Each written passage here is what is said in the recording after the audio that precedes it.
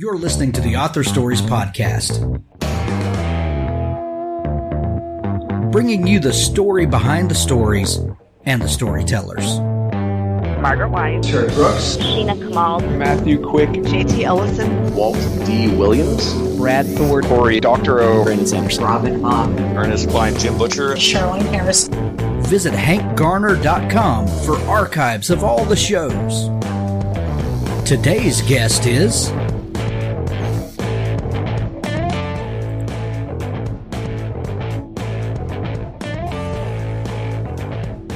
Well, thanks for joining me again for the Author Stories Podcast, where I bring you the story behind the stories and the storytellers.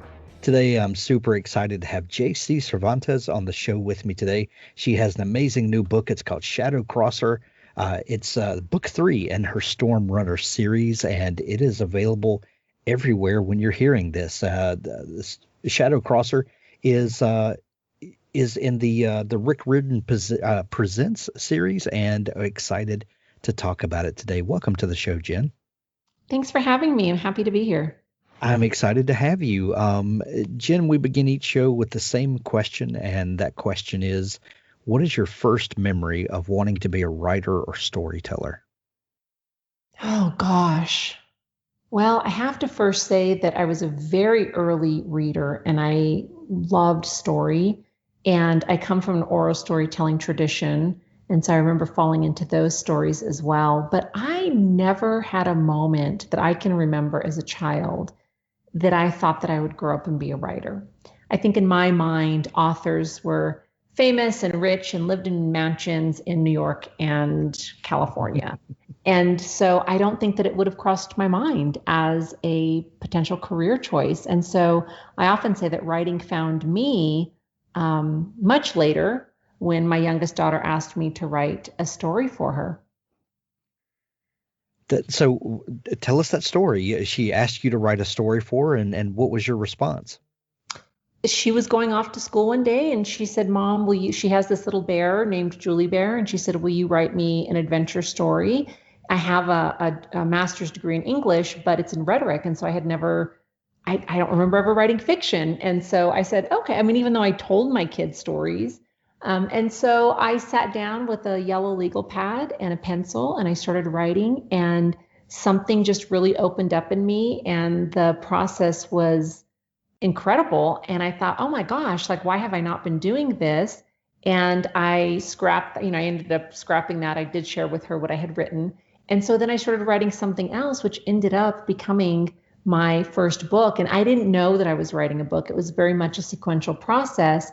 And so when I was writing what would become Tortilla Son, it was really more of a love letter to New Mexico, the land of enchantment. I wasn't born and raised here. I was born and raised in Southern California.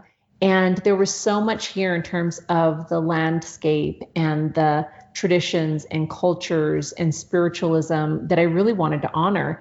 And I got about, 6, 7 chapters in, or what I ended up making into chapters, not knowing I was doing it at the time. And I can remember stepping back and going, oh my God, I think I'm writing a book. And I don't think if that had been the goal from the beginning, that I would have followed through. It would have just felt so big. I wouldn't have known where to begin. That's amazing. Jen, we hear stories all the time of this sort of awakening or this thing that happens in writers where when we're very small, you kind of think of books as sort of ethereal. They just are. They just kind of appear out of nowhere. But then there's a realization that happens where you realize that people write these books, and that they don't just come out of nowhere. There's actually a lot of hard work that goes into them, and a lot of creativity and a lot of care. And then if you can imagine that part of it, then you can imagine that a person like you wrote these books, and there's sort of an unlocking process that happens where you go from books are these magical things to books are these attainable things by people kind of like you. It sounds like you had an awakening like that early, but it still felt unattainable to you.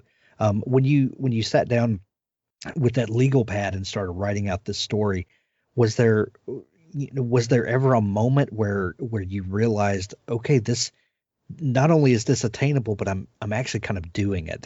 What was that experience like for you?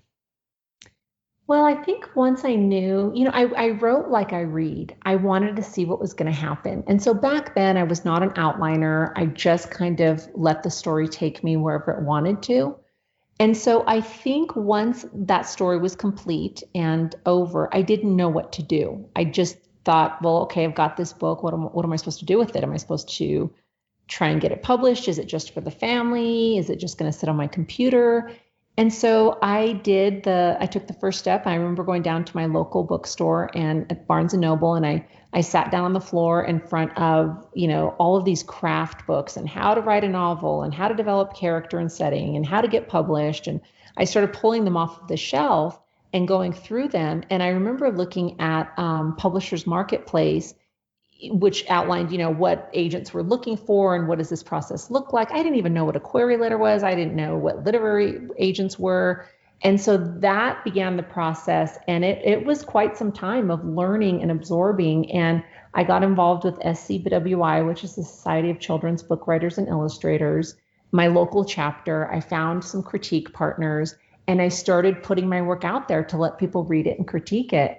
And once I kind of went through that process, one of my critique partners says, you really need to try and get this published. And so the next step was finding an agent. Wow. You said when you were originally writing that story that would become your first book, Tortilla Son, that there were a lot of traditions and that you wanted to honor. How did you familiarize yourself with this the history and all of the things that you wanted to pay tribute to and to honor, but so that you got it right?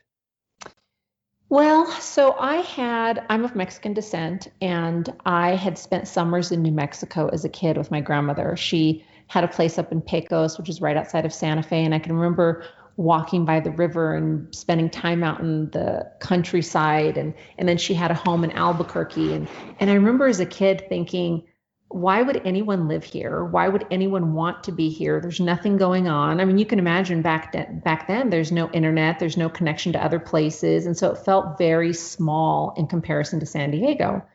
And as I grew up, I don't think that I appreciated all that was in front of me. So when I moved here to go to college and ended up staying because I met my husband, I fell in love with New Mexico in a way that I had not as a child. And so it was my way of saying, I didn't know what I was thinking or talking about as a kid, but now here I can tell you thank you. So this is a culture that I feel like I grew up in. It wasn't something that I felt like I was an outsider coming into. And so it wasn't hard to do because I could fall back on so many of my own family tales and interactions and so much that's a part of my own culture. Gotcha.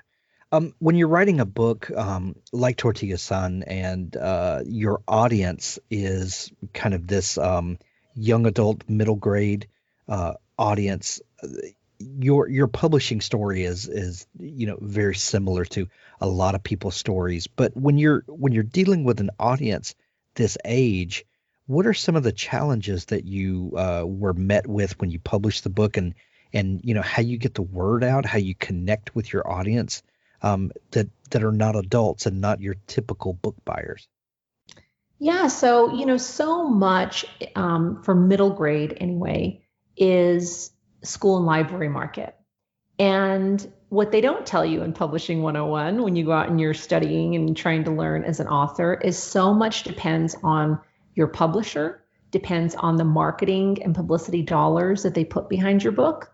Are you going to be a lead title for that season? Are you not? What's the plan behind that?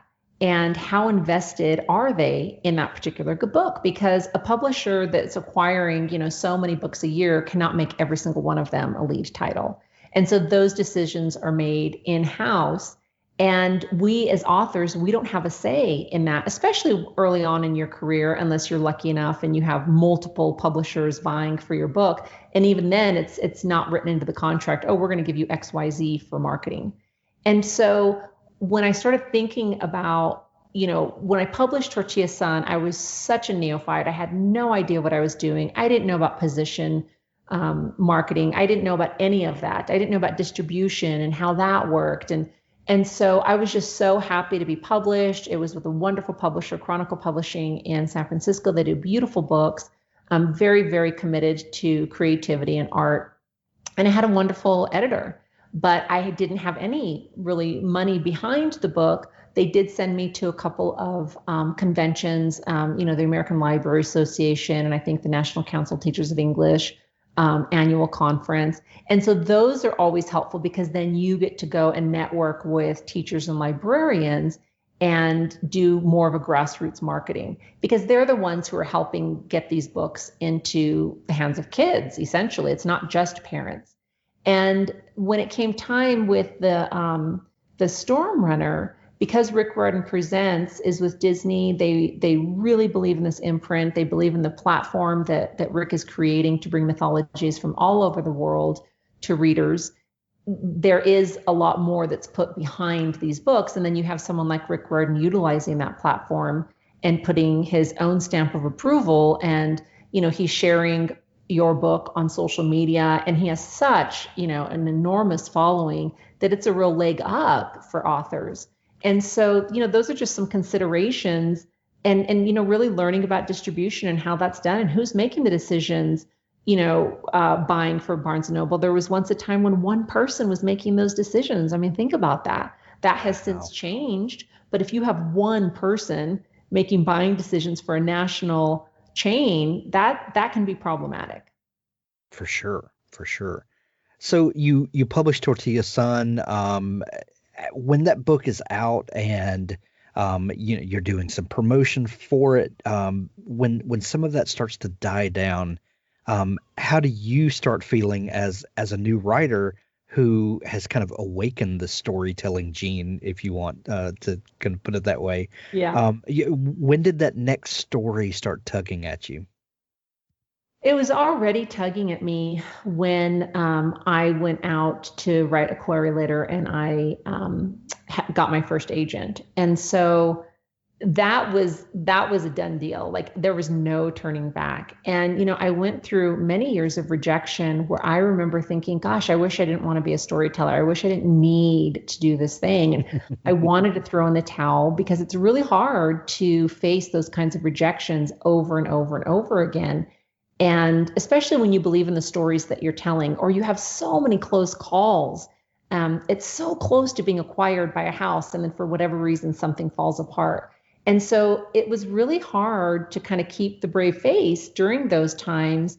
But I think because what you're talking about, this storytelling that was inside of me, that was stronger than my need to turn away from the rejection. And I'm so glad that I stuck with it because, and I often tell writers this, most of us, 99.9% of us are going to go through tremendous rejection. And every single no, every closed door is another doorway to that yes. You just have to keep going. But man, it's not easy. Noveler is the best way to write a novel. Why? Quite simply because we've made it the easiest place to do it. Writing a novel is hard enough. Noveler takes care of all the logistical bits of writing a novel, just leaving that small matter of the words to you. It's a clean, beautiful writing interface with writing analytics, goals and streaks, advanced grammar checking, version control, day, evening, and night modes, and many other features designed to take all the stress out of writing. Tell us what you need and we'll build it. Together, we'll build a better tool. With a design-led approach, all the right tools that you need, Noveler saves all your words constantly, allows you to manage and order your novel easily. It's accessible from any device, desktop or mobile. It syncs to Google Drive and Dropbox. It allows exports in various formats, including ebook and more. It also has nice touches like allowing you to write both offline and online, unique for a web-based platform. Everyone needs help with their writing from inspiration through to grammar checking, so we're doing our best to provide that support. We integrate that support directly into Noveler. Our advanced grammar checker powered by Pro Writing Aid does everything from spell check to style advice. Our writing courses include the incredible Tim Clare's Couch to ADK. We're really excited to offer all Author Stories listeners 30% off Noveler for a whole year. And it doesn't matter if you choose to sign up for the monthly or annual plan. You'll get 30% off. All you need to do is use the discount code HANK when you sign up. Noveler, Novlr. That's noveler.org. That's such a great analogy. So how did you get connected with Rick Riordan and the idea for this story and this series come about? Well, so living in New Mexico, we have a home that overlooks the mesa. So you have the city, and then you have the beautiful Rio Grande Valley, and then beyond the river and the valley, you have this mesa, and there are these dormant volcanoes. And if I sit out on my back portal, we have gorgeous sunsets, and I love to watch the sunsets. And I was sitting out there one night, and I was looking at those volcanoes, and I'd never really paid that much attention to them. And my husband grew up here, so he was talking to me about them. And I started with what if? What if something dark and horrible was living inside one of those volcanoes? And the first scene of the story always comes to me, always, no matter what book I'm writing, for whatever reason, that's what comes to me first. And that's when I start to follow. If it's something that stays with me for days, I know it's probably something I need to write. And so what happened was I had kind of come up with this idea and put it away for a while. And when the Rick Riordan Presents opportunity came up, what happened, they sent out a call for proposals to agents asking for 3 chapters and a synopsis. And there were some other criteria. So my agent sent it out to me and said, hey, do you have anything? Would you be interested? And so I put something together, we sent it out, and we got a call the next day. And so that was really thrilling and exciting because, oh gosh, publishing sometimes, most times, is really slow and can take a long time, and it can be agonizing. The wait can be agonizing. So you learn a lot of patience. And so I was really thrilled. Obviously, I had read so many of Rick Riordan's books and loved them and had really looked up to him as a storyteller. And so to think that he was reading my work and wanted to represent it was, it was a dream come true. So what was the first thought when you found out about the proposal? Did you envision the story, kind of how it would end up? Did you see the whole expanse that it would be, or has this been a journey of discovery through the writing? It's definitely been a journey of discovery through the writing. And I think when I submitted the information to my agent, because I had so many years of rejections, I remember thinking, I'll submit it, but I'm sure they're going to get thousands of submissions and, mine will never get read. But it was another exercise in writing a synopsis and putting together 3 chapters. And it didn't mean I couldn't write this book for another publisher.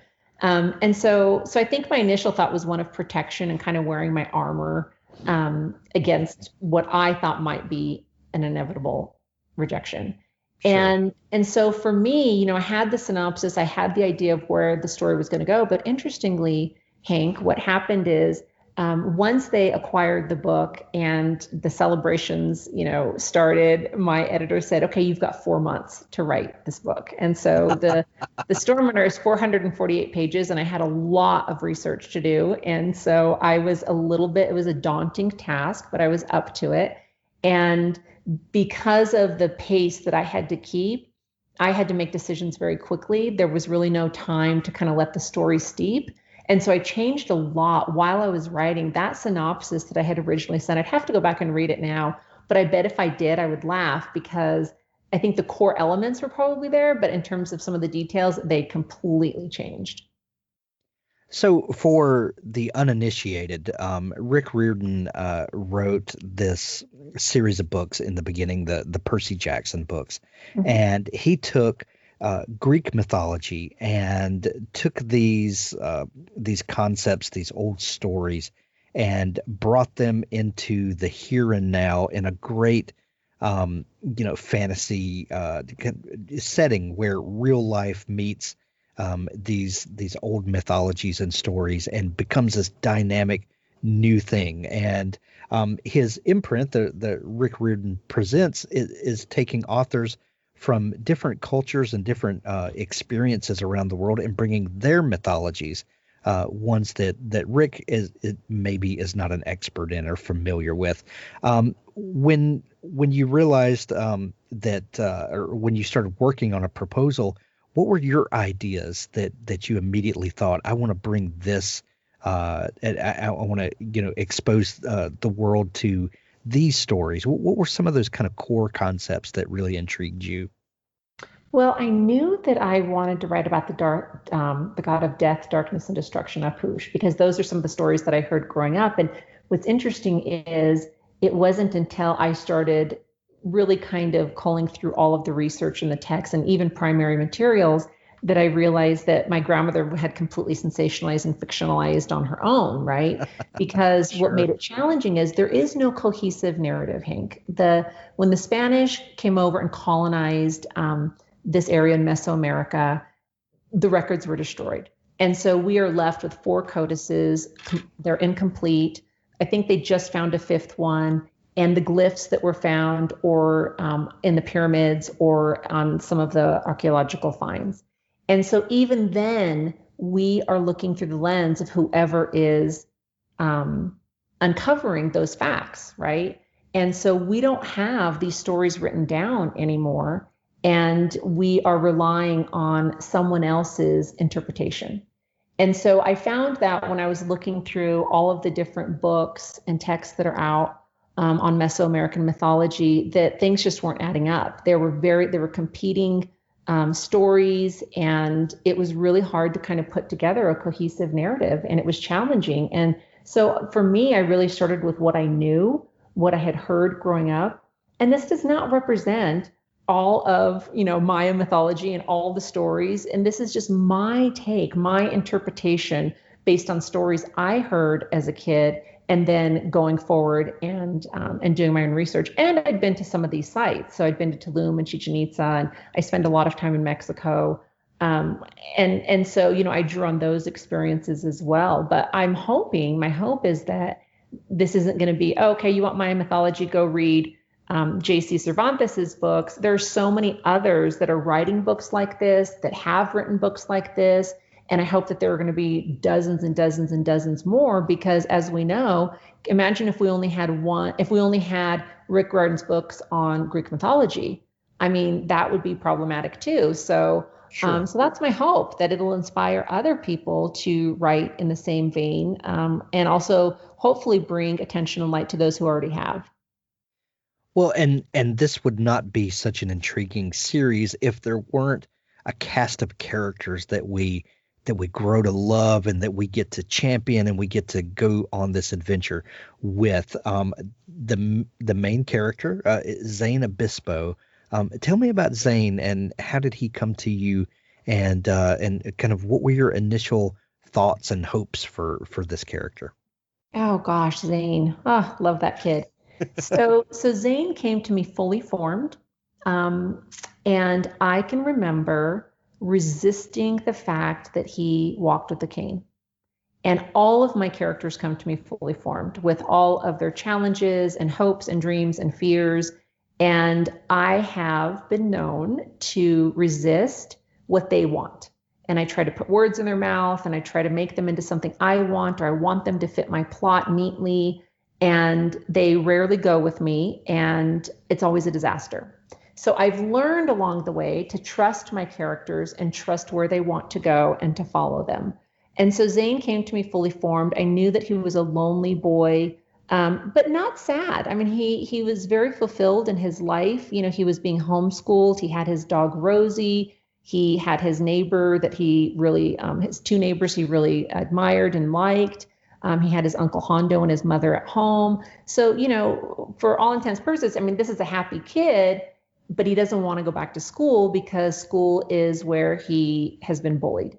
And so that's how the book opens. And I really wanted this to be a book about joy and celebration, and also monsters and demons, but mostly adventure, that kids could fall into this book. And They don't have to be Mexican. They don't have to be a Maya godborn. They don't have to have a physical disability. They don't have to live in New Mexico. All of that is transcended just because we all know what it feels like to not belong, or we all know what fear feels like, or someone picking on us, or feeling insecure about something. And so that's what I hope readers will be able to glean from the book, is that you don't have to be Zane Obispo to go on this adventure with him, or to experience, or to look through his eyes. How do Zane's physical challenges, how do you turn those kind of on their head, to make him a more intriguing character, other than just when you're a writer, you take a protagonist and you try to give them challenges and difficulties that they're going to have to overcome. But how does having a character with a physical disability, how does that ultimately empower him and fuel the story? Well, Zane is not defined by his disability, and this is something that he has over the course of 3 books. Does it present challenges? Absolutely. Does it define him? Absolutely not. Is he still strong because of it? Absolutely. Especially when it comes to his heart and his mind and his desires. And that was one thing that was really important to me. And I talked to my editor about it, because I had seen this done in other books. And I'm not saying that I did it perfectly. I'm always learning as a human and as a writer, but I didn't want Zane to have this quote unquote cure, right? That, okay, now I'm going to find out that I have blood of the gods. And so now I'm this ultra powerful guy who has no physical problems whatsoever. I really didn't want to do that. And it wouldn't have been natural to Zane. And so over the course of the 3 books, you see him, he still has his limp, he still has his cane, he utilizes them even in heroic fashion. And that was really important to me. What aspects of the mythology did you uncover that were, fun as a writer to get to explore and to bring to the public consciousness? Oh gosh, so many. So I always love to talk about Ish Cacao, the goddess of chocolate, and I love to talk to kids about her, because they say, "What? There's a goddess of chocolate?" And so that's always a fun conversation. Some of the gods, looking at like Ishtab, for example, who she is the goddess. She was really the caretaker of souls to the underworld, but then I fictionalized her a bit to make her now the new ruler of the underworld, where she kind of overthrew the patriarchy. So that was a lot of fun. I completely fictionalized one goddess, Pacific, who is the keeper of time, because as I was doing my research, realizing that this particular culture, they were such brilliant timekeepers with 3 calendars, brilliant engineers, brilliant astronomers, that it made sense to me that there would be a goddess of time. And yet I didn't find any in any of the research. And so I thought, okay, we need to have that. And so there were so many elements and different stories, that my grandmother had started to tell, but hers were completely different takes. So that was a lot of fun, like the 400 boys who had been killed by this very grumpy giant named Zupakna. The hero twins. I mean, there's just so much. I could just go on and on. And I love the tales of Xibalba, the underworld, and the Seba tree, which is the life tree that its roots are in the underworld that grows up through the earth and into the cosmos. I think that's a beautiful story as well. In the beginning, when you first started envisioning this story and where it would go, did you know that it was going to be a trilogy? No, I didn't. I love, I think oftentimes we as humans, we want everything to be revealed to us. Well, I just want to know if this is going to happen. And now, there's so many times I look back and think, I'm so glad that wasn't revealed to me. It would have felt so big. And I think it would have affected the way I wrote The Storm Runner. And so because it was not bought as a trilogy, it allowed me the freedom to play in The Storm Runner in ways that I feel that I would have had this tremendous responsibility to plant clues and to do some more formulaic writing just so that it would match the trilogy. And I'm so glad that that was not the case. So at the end of the trilogy, because book 3 is out today when we're recording this, and are you satisfied with how the story turned out?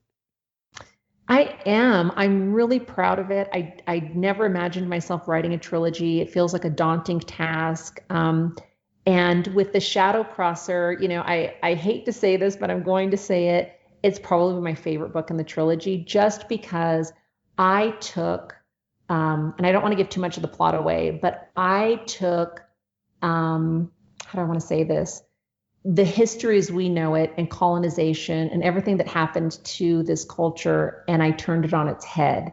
And I subverted so many of these beliefs and who writes history. And so I think for advanced readers or adult readers, they're going to see that. Otherwise, kids will just read into the plot and hopefully enjoy the ride. I love it.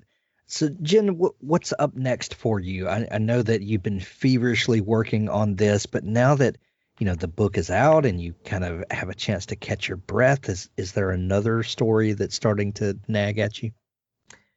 Oh gosh. Well, so it was announced, I think I announced it last month, there is going to be a spinoff of the Stormrunner series with Ren Santiago, and she's the most powerful godborn of them all, more powerful than Zane. We meet her in the Firekeeper. And when the Shadow Crosser comes to a conclusion, there are a lot of loose ends. And because of those loose ends, I knew that Ren was the girl to take the story forward. It didn't belong to Zane anymore. And so I'm really excited. I haven't started writing that yet, but it comes out in 2022. I just completed another book that's part of a quartet with 4 authors, and it's called the Mirror series. And it essentially follows this family for generations and a curse that begins in the 1800s. And I wrote book 3. And so that comes out also in 2022.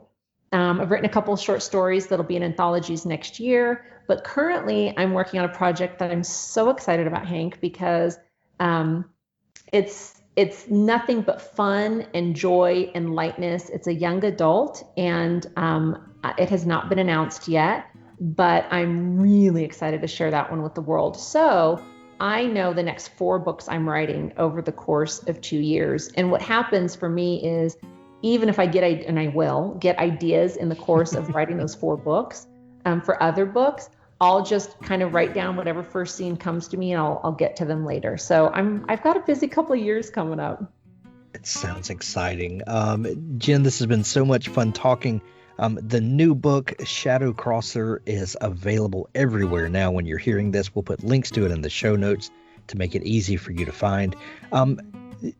Can you, is there a place where, if people are fascinated by your story and want to dig into all the great stuff that you do, is there a place where they can find you online and connect with you? Yeah, so I have a website, jennifercervantes.com. I'm also on Twitter, JenServ, and I am on Instagram, author J Cervantes. Excellent. We'll put links to those places in the show notes to make it easy for people to find you. Jen, this has been so much fun talking Shadow Crosser. Go grab it everywhere. After you listen to this episode, you'll love it. Thank you so much for taking time to come on the show. Thank you, Hank. I really appreciate it. Had fun.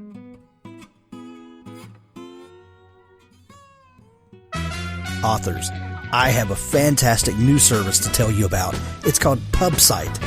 PubSite is a service to help you build your very own website, your home on the web, where you can promote your work and give your fans a place to connect with you. PubSite is a website platform that allows every author, regardless of budget, to have a great-looking professional website developed by the book marketing professionals at FSB Associates. PubSite is the new easy-to-use DIY website builder developed specifically for books and authors. Whether you're an author of 1 book or 20, or a small publisher, PubSite allows you to build, design, and most importantly, update your website pain-free. No need to be dependent on a designer or webmaster to make a small but costly change to your website. Save the money and do it yourself. PubSite is the best platform for authors because it's a book-centric platform. PubSite was built just for authors and small publishers. Every design, feature, and layout is book-centric. They have customized designs for you to use. It's easy to build. No coding or HTML is necessary to create a stunning, professional-looking website with all the features you want. Get a custom domain name, yourname.com. It's simple to update. You can add all of your books, add a blog and a book tour, sell from any retailer, manage your email list and social media, and even do e-commerce. Build your website with a 14-day free trial, then pay just $19.99 per month, which includes hosting. And we offer packages starting at $499 to set up the website for you. pub-site.com, the place to help authors find their home on the web.